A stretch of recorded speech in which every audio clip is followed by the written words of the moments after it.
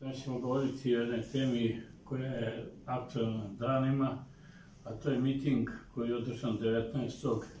koji je održao predsjednik Srbije Aleksandar Vučić. Naravno, bio je pre toga i miting opozicije i stalno te poređenja, te bilo ovoliko, bilo onoliko, bilo je naroda i na jednom i na drugom mitingu. Miting je jedan organizovan na dobrovoljnoj bazi, znači kogod je želeo da dođe, on je došao, ko je želeo da prisustuje, on je prisustvovao mitingu, dobrovoljno, o svom trošku, a drugi miting je bio potpuno veštački miting koji je napravljen sa 1000 i nešto autobusa koji su došli u Beograd, narod je prisilno doveden u Beograd i dogodilo se to što se dogodilo, da je napravljen jedan veliki miting o trošku države i koji su morali jednostavno da posete i oni koji nije im padalo na pamet da budu na tom mitingu, a to je prvenstveno ljudi koji rade u javnim preduzećima, ljudi koji rade u opštinama, ljudi koji rade u određenim službama koje jednostavno morali su da otpuštaju da ne bi ostali bez posla. Želeo sam jednu stvar da potenciram.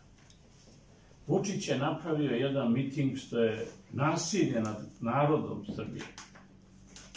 Nasilje da su ljudi koji rade u bilo kojoj ustanovi morali da dođu, jer jednostavno ostali bi bez posla i ti dopisi koji su kružili sa spiskovima ljudi koji dolaze bili su stvarno bruka za Srbiju.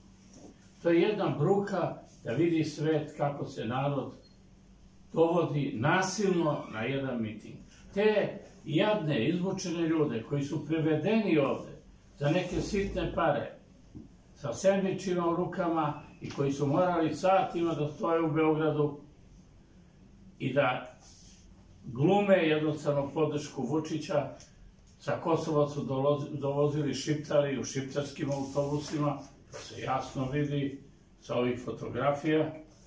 Prema tome, na mitingu su bili ljudi koje Vučić posebno ne interesuje, ani Srbija. I ovaj miting je pokazao jednu veliku bruku koju je narod pokazao iz revolta što je nasilno doveden, a to je da su svoje zastave koje su dobili, koje su nosili, evo što se vidi na slikama, pobacali na ulicu, u kontejnere, srpske zastave. Ovo je najveća bruka koja se ikad dogodila u Srbiji. Da vi nekog prisilite i platite da nosi srpsku zastavu i da taj neko zastavu baci u kantu za smeće. Evo, hiljade i hiljade zastava je pobacano po Beogradu. Iz autobusa su bacali i po autoputu i gde su stigli, samo da se oslobodi. To nije bilo dobrovoljno dolaženje, to nije bilo iz ljubavi prema Vučiću i prema Srbiji. Ovo je sve bilo iz revolta, što su naterani da dođu negde gde nisu hteli da dođu i naterao ih je neko ko će ih sutra naterati da izađu na izbore, na silu, i da glasaju isto na silu, pod pretnjom, sprovođeni do biračkog mesta i protiv toga se mi kao opozicija srpska i borimo. Da toga više nema. Ovo je klasično nasilje nad narodom. Što je narod iz svog revolta i pokazao. Vučić jednostavno misli da je ispunio svoju obavezu da bi pred predsjednicima Kine, Rusije, nemačke kancelarke, francuskog predsjednika pokazao tobože da ga hoće narod Srbije. Svi oni znaju o čemu se radi.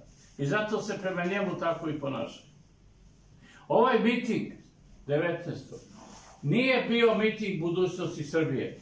Ovo je bilo miting bruke koji je pokazala Srbija kako se jednostavno ponaša predsjednik prema svome narodu.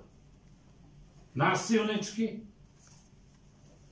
I ovo treba da bude primer da se protiv ovoga moramo boriti, da se nikad u Srbiji ne dogodi. A to što kaže da je bilo puno naroda, pa naravno kad prisilite narod da dođe, tako ćete sutra i reći da ste dobili glasove na izborima. Kad prisilite narod, evo vidite na Kosovu kako se pravi srpska lista. Nasilno.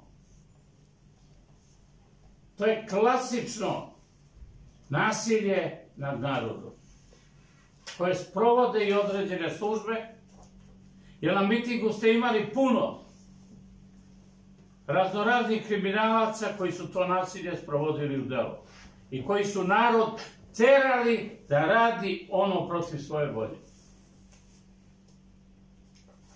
Imali smo ovih dana i 20 godina nad žrtvama koje su stradale u bombardovanju RTS-a pre 20 godina. Naravno, predsjednik se nije smeo pojaviti na tom skupu. Folk bio je bolestan. A mi svi dobro znamo da je predsjednik kao ministar informisanja i savezni ministar informisanja, što postoji dokumenti, bili su obavešteni o bombardovanju. Da su ušli u RTS, uzimali svoje najbliže, predsjednik uzeo svoju majku, sklonili, a ostavili su ljude da poginu, da se izazove revolt u svetu, da su pobijeni novinari u bombardovanju, mislili su da će to svet da prihvati kao jedan revolt. Tačno je, i gledamo ovih dana svedoke, imamo iskaze ljudi, da je Milanović bio prisiljen da prihvati svu krivicu na sebe, a ne da kaže ko je naložio da se ljudi ostave tu i da poginu, da su dobili rešenja da ne sme da odu, dobiti otkaze. I o tome postoje papiri i dokumenti. Ovo je najsramnije nešto što je urađeno. I tačno je da je RTS, odnosno Vlada Republike Srbije i ministri informisanja obavešteni bili da će biti bombardovanje u toliko i toliko časova, u minut je bombardovanje sprovedeno. Ja sam u tom periodu bombardovanja bio gradonačelnik Čačka. Svaki put kad su bombardovali, obaveštavali su nas pre bombardovanja u koliko sati i kada bombarduju i gde, da bi sklonili ljudstvo da nema civilnih žrtava. Zato sam se ja tada i probunio što su neki ostavljani namerno da stradaju. Imao sam velike probleme tada u vanrednoj situaciji, zbog toga sam digao glas da se ljudi poturaju, da se naprave žrtve, da bi izazvale revolt u svetu i tako dalje. Ovo neka služi na čast Aleksandru Vučiću, naravno i svima onima koji su bili u vlasti i onima koji su bili tada u JUL-u, jer to su bile sulude ideje žene koje danas neki tu oplakuju, Mirjane Marković, koja je insistirala da se to sprovede u delu. Prema tome, vreme pokazuje svoje. I zašto nikad nema Srbija snage da se suprotstavi onome što je bilo neljudsko, ili da se bar zbog žrtava koje su napravljene kaže istina. Svi beže od istine. Šalju Anu Brnabić da ona govori o tome. Ona s tim nije imala veze, niti ima pojma o čemu se radi. Naravno, ima problema i u opoziciji, protiv svega ovoga, protiv ovog terora o kome sam govorio. Opozicija se mora organizovano suprotstaviti. Veoma je ružno kad pojedinci iz opozicije izlaze i daju svoje izjave u ime srpske opozicije. I to je nedopustivo. Ne može da se priča u ime srpske opozicije, u ime parlamentarnih stranaka pričaju oni koji su juče napravili stranku. Oni odlučuju koja je opozicija, a ko je vlast. I mi to nećemo dozvoliti. Mi vodimo računa o Srbiji, o srpskim nacionalnim interesima. I da ovo zlo koje se dogodilo u Srbiji nikad se ne ponavlja. Ali dogodilo se i zlo kad je neko glasao da EULEX uđe i da se prekrši rezolucija 1244 i da uvede EULEX koji je odradio sve prljavo na Kosovu i potpuno nas eliminisao sa Kosova gde smo vekovima bili prisutni. I to je smišljena igra. I to je zločin kao i ovaj. Prema tome, moramo se boriti da dođu ljudi koji vole Srbiju, koji misle o Srbiji, koji će donositi odluke u interesu ovoga naroda. Da Srbija ostane i opstane.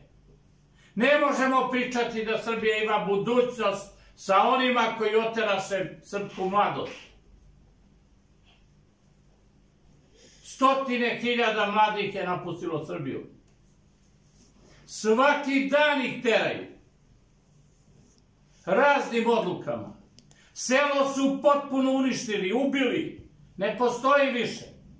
Juče se hvale kako seljak kad angažuje nekoga da mu bere šljive i maline, mora obavezno potpiše ugovor kod notara, da ga overi i da naravno uplati PDV, penziono i socijalno.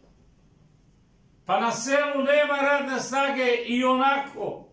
I ono malo što je nađete. Treba da izgubimo do podne neke administrativne stvari da rešavamo. Kao mogu seljaci i elektronski to da prijave. Pa molim. Ova Ana Brnabić ili je luda, ili nema pojma o čemu se radi. Zamislite seljaka koji bere maline i on će sad elektronski da prijavi berače danas, kojih je teško naći. I danas radnika ne može da nađete. Svi su otišli vani da rade tamo. A ko će to da plati? Na ceni jabuka od 4 dinara. Na krompiru koga danas niko neće. Da se još daje i PDV, da se i tu nešto otkine i stavi u džepove ove razularene ekipe i mafije koja pljačka ovaj jadni, izmučeni narod.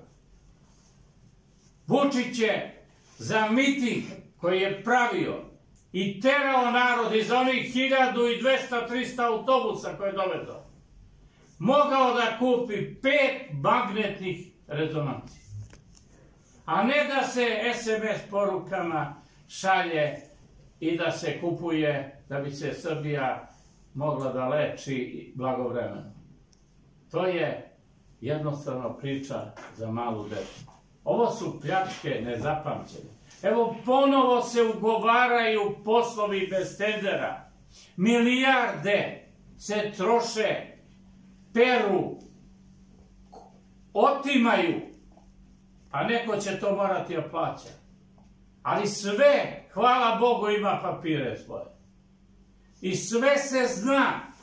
I oni mora da shvate da će jednog dana morati to sve da vrate, da odgovaraju i da vrate ono što su oteli i uzeli. I to nije daleko taj dan. Zato opozicija mora da se ujedini. Ili bar da ide u 2 kolone.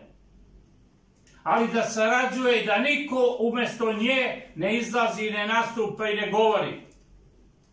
Narod je izašao na ulice, a nije izašao neki lider i povukao masu. Izašao je sam narod koji se bori da preživi, da opstane, da mu porodica ostane ovde da živi u Srbiji. I taj narod mora da se poštuje. I taj narod treba da izbaci svoje vođe.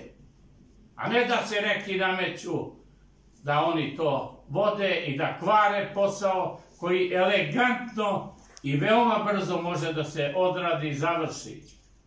Onaj ko ne sluša narod nema budućnost. Vučić radi protiv naroda i nema budućnost. Koliko će trajati zavisi od naroda i od opozicije. Ako opozicija prihvati narod ozbiljno, kraće će mnogo trajati nego što treba. Ako ga ne prihvati, trajaće nešto duže. Potrudimo se da ovo što kraće traje. Ovo što radi SNS treba da shvati narod kao nešto što mora što kraće da traje i što pre da nestane, da bi Srbija imala budućnost i živela. Budućnost Srbije je da nestane SNS i Aleksandar Vučić. To je jedina budućnost Srbije. Ako oni traju, Srbija nema budućnost. Hvala.